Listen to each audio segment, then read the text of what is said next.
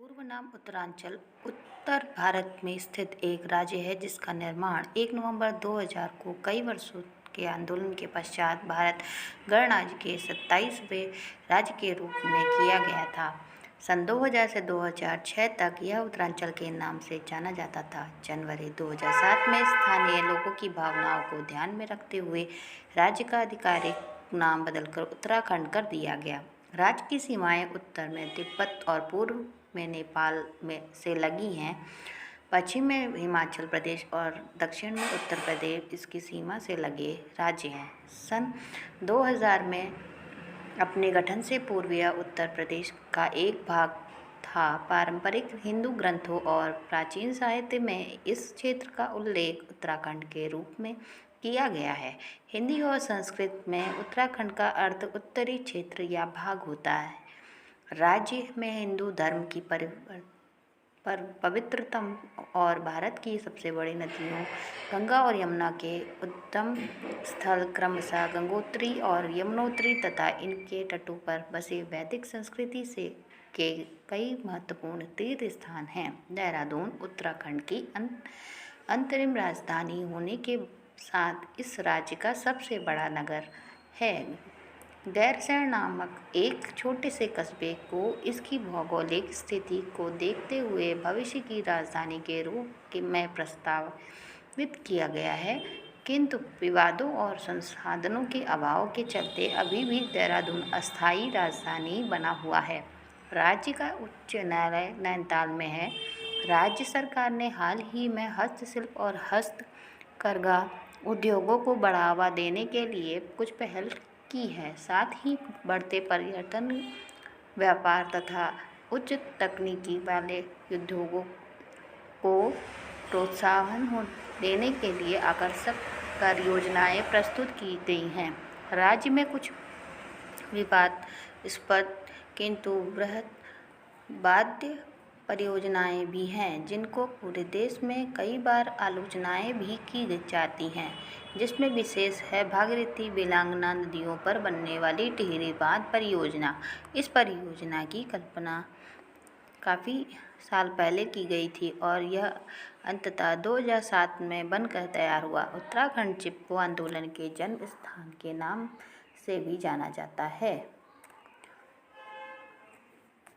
उत्तराखंड एक पहाड़ी प्रदेश है। यहाँ ठंड बहुत होती है, इसलिए यहाँ लोगों के मकान पक्के होते हैं, दीवारें पत्थरों की होती हैं।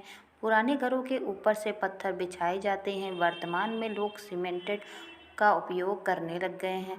अधिकतर घरों में रात को रोटी तथा दिन में भात यानी कि चावल खाने का प्रचलन है। लगभग हर महीने कोई ना कोई त्यौहार मनाया जाता है।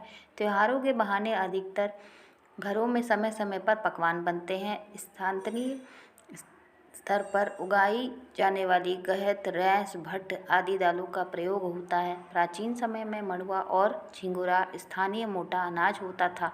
अब इनका उत्पादन बहुत कम होता है। अब लोग बाजार से गेहूं व चावल खरीदते हैं। कृषि के साथ पशुपालन लगभग सभी घरों में होता है। घर में उत्पादित अनाज कुछ ही महीनों में के लिए पर्याप्त होता है। कस्बों के समीप के लोग दूध का व्यवसाय भी करते हैं। पहाड़ों के लोग बहुत परिश्रमी होते हैं। पहाड़ों को काट काट कर सीढ़ीदार खेत बनाने का काम इनके परिश्रम को प्रदर्शित भी करता है। पहाड़ में अधिकतर श्रमिक भी पढ़े लिखे हैं, चाहे कम ही पढ़े लिखे हैं। इस कारण इस राज्य की साक्षरता दर भी राष्ट्रीय औसत से कहीं अधिक है। उत्तराखंड में, जिसे देवभूमि भी कहा जाता है, हिंदू धर्म के कुछ सबसे पवित्र तीर्थ स्थान हैं और हजार वर्षों से भी अधिक समय से तीर्थ यात्री मोक्ष और पाप शुद्धिकरण की खोज में यहाँ आ जाते हैं। गंगोत्री और यमुनोत्री को क्रमशः गंगा और यमुना नदियों के उद्गम स्थल हैं। केदारनाथ बद्रीनाथ के साथ मिलकर उत्तराखंड के छोटा चार धाम बनाते हैं, जो हिंदू धर्म के पवित्रतम परिपथ में एक हैं। हरिद्वार के निकट स्थित ऋषिकेश भारत में योग एक प्रमुख स्थल है और हरिद्वार के साथ मिलकर एक पवित्र हिंदू तीर्थ स्थल है। हरिद्वार में प्रति 12 वर्षों में कुंभ मेले का आयोजन किया जाता है, जिसमें देश विदेश के आए करोड़ों श्रद्धालु भाग लेते हैं। राज्य में मंदिरों और तीर्थ स्थानों की बहुतायत है, जो स्थानीय देवताओं या शिव जी या दुर्गा जी के अवतारों को समर्पित और जिनका संदर्भ हिंदू धर्म ग्रंथों में मिला जाता है। इन मंदिरों का वास्तुशिल्प स्थानीय प्रतीकात्मक है और शेष भारत से थोड़ा भिन्न है। लोक कला की दृष्टि से उत्तराखंड बहुत समृद्ध है। घर की सजावट में ही लोक कला सबसे पहले देखने को मिलती है। दशहरा, दीपावली, नामकरण, जनेऊ आदि शुभ अवसरों पर महिलाएं घर में ऐपण बनाती हैं। इसके लिए घर, आंगन और सीढ़ियों को गेरू से लीपा जाता है। चावल को भिगोकर उसे पीसा जाता है। उसके लेप से आकर्षक चित्र बनाए जाते हैं। विभिन्न अवसरों पर नामकरण चौकी, सूर्य चौकी, स्नान चौकी, जन्म